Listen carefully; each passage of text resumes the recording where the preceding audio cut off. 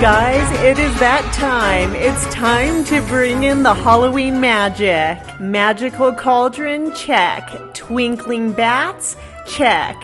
Spooky stories and cute ghost DIYs, double check. In this video, we are guaranteed to have a little mischief, a lot of treats, and a dash of Halloween magic.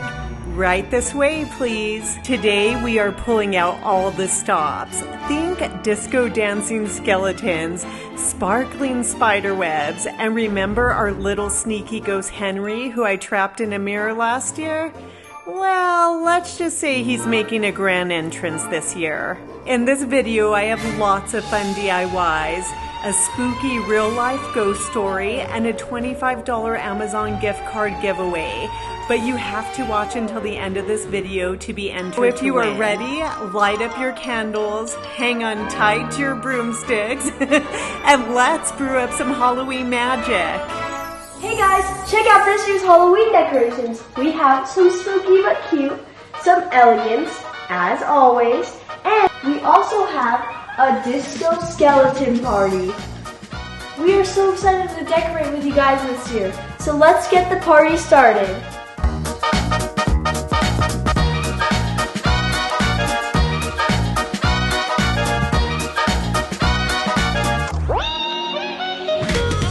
Don't forget, you will want to watch until the end of this video. I have a super spooky ghost story to share with you. I'm scared just thinking about it.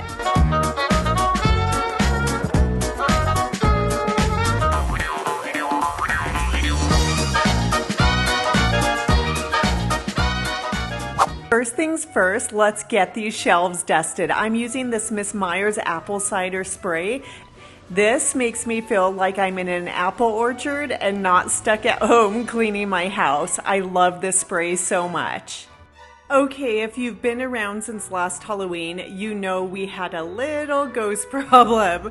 Our little resident ghost Henry caused so much trouble, and he left me no choice but to trap him in a mirror. You're not gonna believe what happened. Last year, it was Halloween night. I was relaxing in the living room when I saw little Henry. He pressed his little ghost hands against the glass with the biggest, roundest eyes you've ever seen. And he gave me this little sad tap tap. I just felt bad for him. It's Halloween after all. I decided to let him out. It was a mistake.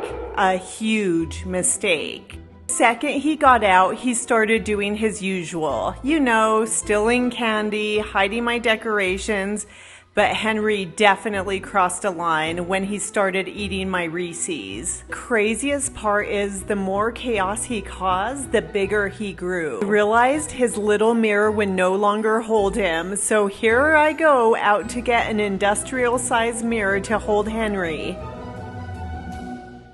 After hours and hours of chasing this guy and one last boo, he did a burp, I'm assuming from all the Reese's he ate, and he dove back into his mirror. Safe and sound for now, but here's the thing. We all know that a mirror, no matter how large, probably won't hold this guy forever. If you also need to trap your own naughty ghosts, let me show you how I did it. First, I took a large 50-inch TV that we had laying around our house. I bought a double-sided acrylic mirror from Amazon, and I will definitely link everything down below. My husband helped me build a frame. Thanks to him, all the edges were cut at perfect angles, and it was nailed together. If we wanted things to get really terrifying in this video, all you would do is leave me alone with this saw in a room. It wouldn't be pretty. By the way, if you want to do a version of this but smaller and more affordable, you can always use an iPad or digital picture frame. I will link last year's video down below so you can see how to make a smaller version. Next, I hot glued these appliques I bought off Amazon, and I spray painted the entire frame gold. Guys, this metallic finish gold color was everything. Look how glam our frame looks. Okay, next we are just going to layer our TV on its side with the acrylic mirror next, and then topped off with this gold frame. Just to know, I did raise the mirror up higher with some spare wood I had laying around just because the mirror wasn't large enough to cover the 50-inch TV and I wanted everything centered. Nothing permanent is holding this together, and it can be easily taken apart so you can use your TV again. Next, I found a digital video of this little ghost on YouTube, linked in the description box. Next, I'm going to do a screen record on my phone, but first I'm going to zoom in on this ghost because I want it to fill out my frame. If I left it as is, it would be a tiny ghost in a big frame, and we need Henry large and in charge. Next, I did screen recording on my phone and let Henry do his thing for about 15 seconds so that when I play this on my big TV, it loops over and over again. I am done with my 15-second recording. This is saved in the videos on my phone. The final steps is I'm going to change the ghost video to be sideways on my phone because if you remember, my TV is also flipped on its side. Changing the orientation of this video will make it so that the ghost is facing correctly when it is on the big TV. Last step is I am setting up my TV to mirror what is showing on my iPhone. I'm setting that up here, connecting to my TV. Once the TV starts doing screen mirroring, I then go back to the video that was saved. Voila! Look at Mr. Large and in Charge making his grand entrance on the big screen. I don't know what to say. I feel like at this point, Henry and I are in what you would call a situationship. I mean, I can't get enough of this guy, but he also drives me crazy. Okay, now that Henry is back in his mirror, we can finally get back to the decorating. Here I am hanging up these fabulous sparkly webs I got from Pottery Barn, and also these amazing Martha Stewart candelabras. Putting up these LED wax candles. They are fake. I love you guys, but I don't need to burn down my house in the name of Halloween decoration. Oh my, a dancing jack-o'-lantern. Thing brings on the magic of the holidays than seeing the excitement from my kids. I love it so much. Just adding this amazing monster hand I got from Bath & Body Works one year along with this candle, and first set of shelves all done. I would love to know in the comments what you think about Henry's new house.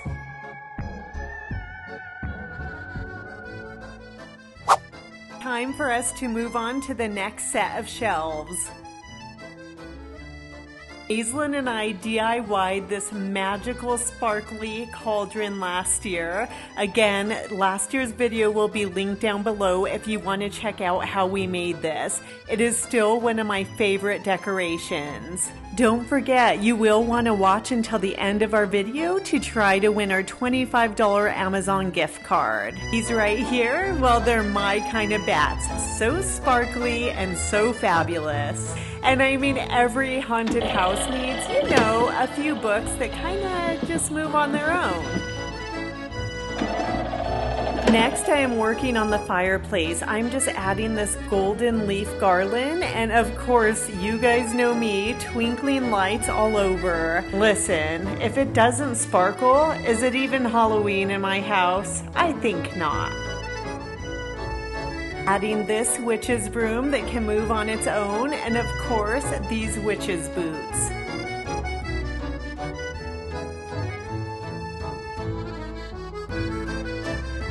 Here is what we have so far, but we're definitely not done until we finish the last set of shelves.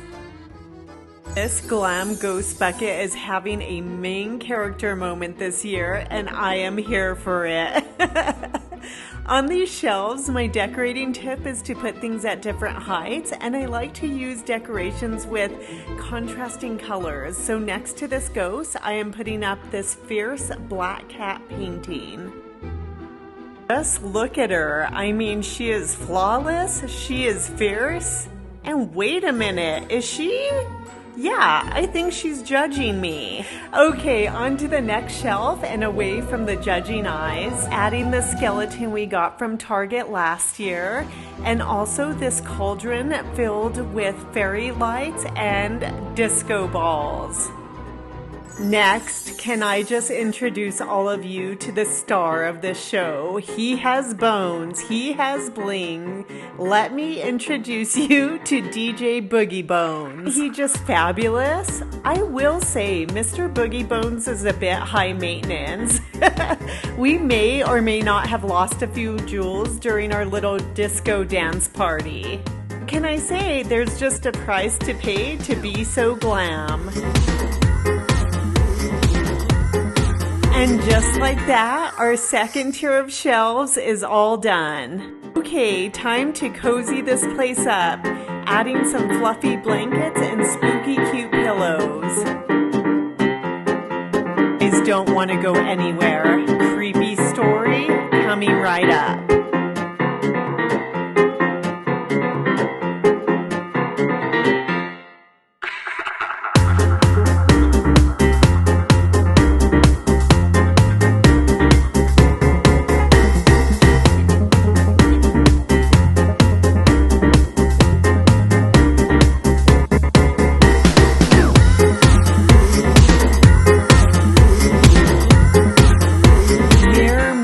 Shimmer bright, Henry's trapped again tonight. No more tricks, no more fright. Time to rest till the next moonlight. Good morning, beautiful people. It is now the next day.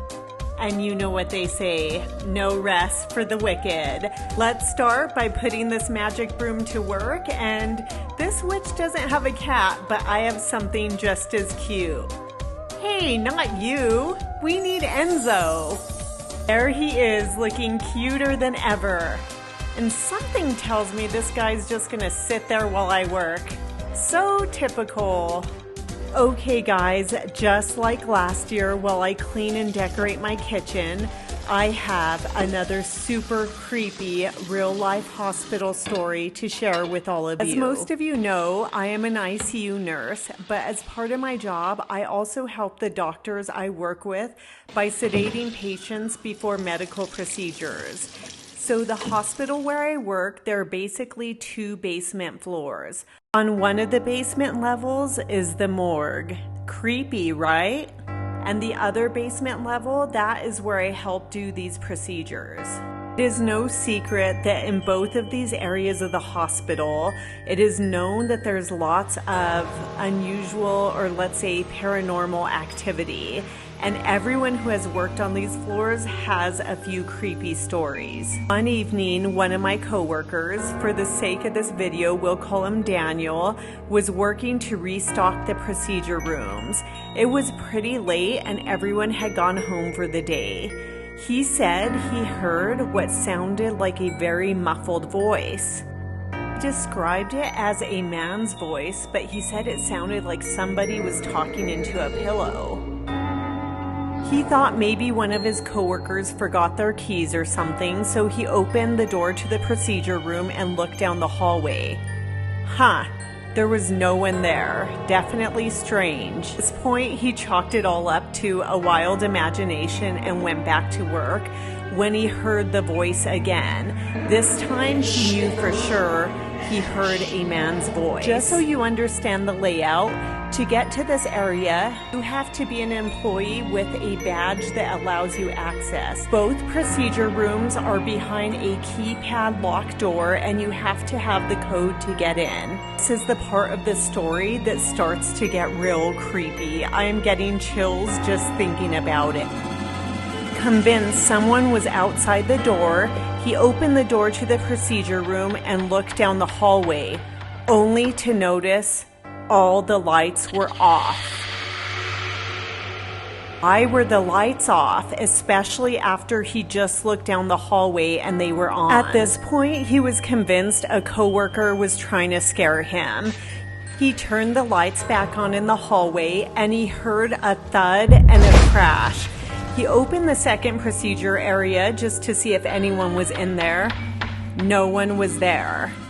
This time, Daniel was done. He was going home. He wasn't going to wait for anything else creepy to happen. Well, when he went back to the area he was working in, he figured out what the crashing sound was. chair he had been sitting in was clear across the room on the opposite side of the wall. His clipboard he had been doing supply counts on was on the floor, and so was his pen. Between the male voices he heard, the lights being turned off, and his clipboard and pen being thrown on the floor, Daniel is sure he encountered one of the spirits known to roam the hospital. Guys, the story doesn't end there. Fast forward to a few months later, and what we learned is more chilling than we ever expected. We're all working just like any other day, and all of us were on high alert when we found out the hospital was put on lockdown. There was an announcement made that the hospital security guards and also the city police were showing up to do a full search of the entire hospital. They informed us every office, locked closet, and closed off area was going to be searched. What triggered all of this, you might wonder? Security was reviewing footage and they found something extremely odd. They saw a dark figure with a black hood walking around the basement and the procedure hallway at night, carrying a machete. We were told that this person snuck into the hospital after construction workers left a door propped open. This is beyond creepy. They found an area in the basement near the procedure area where this man had been apparently living for months. They found food, clothes, and most chilling, a stockpile of weapons, including the machete that security had spotted him walking around with. To my knowledge, they never caught Machete Man. What do you guys think? Was Daniel being stalked by a ghost? Or was maybe Machete Man walking around the night Daniel was working? Still have so many unanswered questions. If it was Machete Man, he would have had to have an employee's badge to get through the doors, and he would have had to know the PIN code to get into the procedure rooms. This creeps me out so much, and if you're asking my opinion, I would rather deal with a ghost than a man walking around at night with a machete.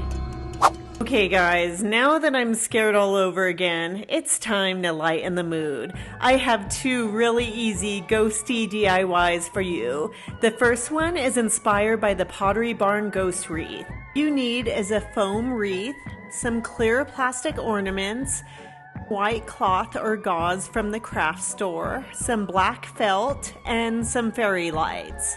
Started off by gluing my plastic bulbs onto the wreath. Just a little tip, you probably want to leave a little space in between the bulbs for the cloth, and I did end up having to pull some of the bulbs off and re-glue them, but it's okay because no one's going to see that part anyway. I think in total I landed up using about 11 of these clear plastic bulbs on the entire wreath. Next, I grabbed some battery powered fairy lights and I'm just sticking them inside the bulbs and using tape where I need to hold it down. I then got my white cloth, or you can use gauze, and I cut out rectangles. I draped it over a spare bulb to make sure it would fit okay, and then I just made myself comfy watching some Halloween movies because we have about 11 more rectangles to cut out. Just went one by one with each one of my cloths, draping and hot gluing around my wreath. The final step, and surprisingly the hardest part of this project, cutting ghost eyes out the same size. Like, who would think my OCD would come out full-fledged? Thankfully, I had my little helper Az to help me cut out little ghost eyes, and we finished this project. I hung this above my stove, and check out how amazing it looks.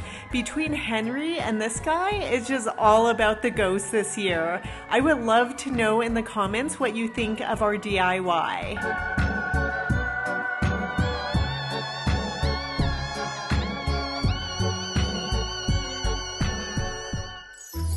This next DIY is as easy as it gets. Really wanted a candle with little ghosts this year, but I looked on Etsy and they were selling for $50 and up, and I thought I can DIY this. Check out how adorable these little ghosties are I got on Amazon. Found a huge candle on sale at Home Goods, and I just melted the bottom of these little ghosts and applied them to the candle. Look how fabulous this little ghost candle looks.